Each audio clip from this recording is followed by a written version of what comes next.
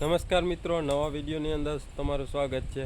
આજે આપણે વાત કરવાના કે અત્યારે આપણે જે કપાસની સિઝન છે તો એની અંદર જે મિલીબાગ આવે છે, જે ઓર્ગેનિક ખેતી કરતા હોય અને જો કેમિકલવાળી કરતા હોય તો આ ઉપયોગ કરે તો બધે કરતાં વધારે સારું અને સાવ સસ્તું છે।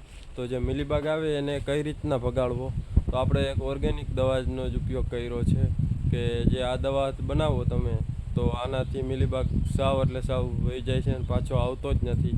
તો કઈ રીતના બનાવવાનું અને કેટલા પ્રમાણમાં ઉપયોગ કરવાનો અને શું ફાયદા થાય, તો ખાસ એના માટેનો જ વિડીયો છે, એટલે વિડીયો આખો જોજો અને વિડીયો પસંદ આવે તો વિડીયોને લાઇક કરજો।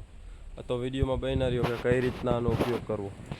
તો મિત્રો, આ દવાથી છાંટીએ એટલે ગમે તેવી મિલીબાગ હોય એ જતી રહે અને આ દવા ઓર્ગેનિક છે, કોઈ જાતનું આમાં કેમિકલવાળી કે પેસ્ટિસાઇડ દવા છે નહીં, જે આપણે ઘરે જ બનાવીએ એ દવા છે આ। તો આ દવાની અંદર શું સામગ્રીની જરૂર પડે, તો મિત્રો આ જે છે એ એક પંપનો ડેમો છે એ પ્રમાણની હું કહું છું કે આ રીતના દવા બને। તો જે આપણે 15 લીટર પાણી હોય એમાં 80 થી 85 ગ્રામ જે આપણે કપડાં ધોવાનો ડિટર્જન્ટ પાવડર આવતો હોય ગમે એ લેવાનો અને 25 થી 30 ગ્રામ જે આપણે ખાવામાં ઉપયોગ આવતી હોય જે હળદર એ લેવાની અને 250 થી 300 મિલી લીંબુનો રસ કદાચ વધારે હશે તો હાલશે, કોઈ જાતનું નુકસાન નહીં થાય। એટલે આ રીતના દવા લેવાની અને પછી એને છે ને મિત્રો બધી સામગ્રીને મિક્સ કરી લેવાની। પછી જ્યારે પાણી હોય એની અંદર હળદર અને જે ડિટર્જન્ટ પાવડર નાખશો ત્યારે પાણી પીળું જ હશે, સ્વાભાવિક રીતે હળદર પીળી હોય એટલે પાણી પીળું જ હોય। પછી જ્યારે તમે લીંબુનો રસ નાખશો ત્યારે પાણી લાલ થઈ જશે, એટલે કોઈ જાતનું બીવાનું નહીં કે આ દવા કદાચ ઊંધી બની। પણ જ્યારે ડિટર્જન્ટ અને હળદરની જે હોય પીળો કલર હળદરનો, એની અંદર જ્યારે લીંબુનો રસ પડે ત્યારે રેડ થઈ જાય છે લાલ કલર। તો એનાથી કોઈ ગભરાવું નહીં કે આ લાલ કેમ થઈ ગયો। તો આ રીતના પૂરેપૂરો મિક્સ કરી લેવાનું। મેં જે આગળ સામગ્રી બધી કીધી જે માપ આપ્યો એ પ્રમાણે એક પંપનું જ છે, એટલે એક પંપની જો દવા બનાવો તો આ રીતના જે મિક્સ કરી અને પછી દવાનો પંપ ભરી લેવાનો।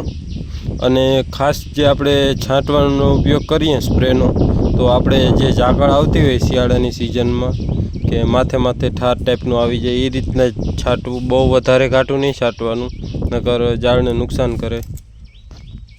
અને મિત્રો આના જો આ ફાયદાની વાત કરીએ તો આ દવાથી ઘણા બધા ફાયદા થાય છે, પણ મેન તો 2 ફાયદા કે જે આપણે આ દવા છાંટો એટલે મિલીબાગ વયો જાય, ગમે એવો મિલીબાગ હોય જે કોઈ દી જતો જ ના હોય, પણ આ દવાનો ઉપયોગ કરો એટલે મિલીબાગ વયો જશે।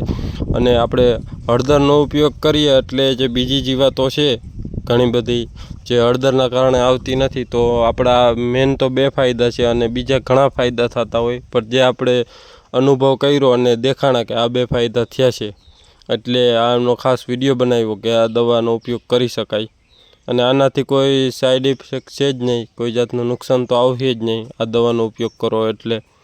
તો ખાસ આ દવાનો ઉપયોગ કરો અને જેમ બને એમ આપણે કેમિકલનો ઓછો ઉપયોગ કરીએ અને આવી દવાનો વધારે ઉપયોગ કરીએ તો આપણા માટે સારું।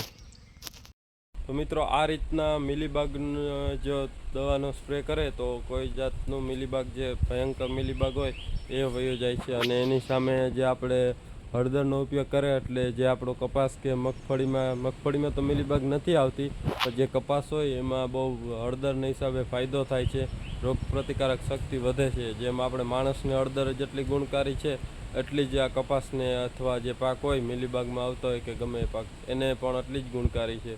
તો ખાસ એના માટેનો જ વિડીયો હતો કે આ રીતના મિલીબાગ ભાગે। તો તમને વિડીયો પસંદ આવ્યો તો વિડીયોને લાઇક કરજો, ચેનલમાં ન હોય તો ચેનલ સબસ્ક્રાઈબ કરજો। ધન્યવાદ, જય ગૌ માતા।